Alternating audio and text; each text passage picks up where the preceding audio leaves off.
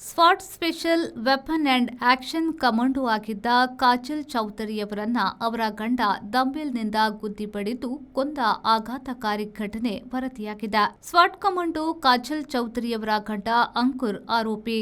ಈತನು ರಕ್ಷಣಾ ಸಚಿವಾಲಯದಲ್ಲಿ ಕ್ಲಾರ್ಕ್ ಕೆಲಸದಲ್ಲಿದ್ದ.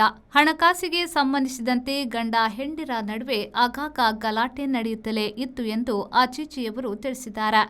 ಮೊನ್ನೆ ಭಂಡ ಗಂಡ ದಂಬೇಲ್ನಿಂದ ಆಕೆಯ ಮೇಲೆ ಭೀಕರವಾಗಿ ಹಲ್ಲೆ ಮಾಡಿ ಅಮಾನುಷ ಕೊಲೆ ಮಾಡಿದ್ದಾನೆ. ಕಾಜಲಳ ಅಣ್ಣ ನಿಖಿಲ್ ಪಾರ್ಲಿಮೆಂಟ್ ಸ್ಟ್ರೀಟ್ ಪೊಲೀಸ್ ಠಾಣೆಯಲ್ಲಿ ಕಾನ್ಸ್ಟೇಬಲ್ ಅಣ್ಣನ ಜೊತೆಗೆ ಕಾಜಲ್ ಮೊಬೈಲ್ನಲ್ಲಿ ಮಾತನಾಡುತ್ತಿದ್ದಾಗಲೇ ಅಂಕುರ್ ಆಕೆಯ ಮೇಲೆ ದಂಬೇಲ್ನಿಂದ ಭಯಂಕರ ಹಲ್ಲೆ ನಡೆಸಿದ್ದಾನೆ. ಫೋನ್ನಲ್ಲಿ ಕೂಗು, ಆಕ್ರಂದನ, ಗಂಡನ ಹೂಂಕಾರ ಎಲ್ಲವೂ ಕೇಳಿಸ್ತಾ ಇತ್ತು. 5 ನಿಮಿಷದಲ್ಲಿ ಎಲ್ಲವೂ ನಿಶ್ಶಬ್ದವಾಯಿತು ಎಂದು ನಿಖಿಲ್ ಈ ಕೊಲೆಯ ಬಗೆಗೆ ಪೊಲೀಸರಿಗೆ ಹೇಳಿಕೆ ನೀಡಿದ್ದಾನೆ. ಅಂಕುರ್ನನ್ನ ಬಂಧಿಸಿದ್ದು ಕೋರ್ಟ್ ಆತನಿಗೆ ನ್ಯಾಯಾಂಗ ಬಂಧನ ವಿಧಿಸಿದೆ.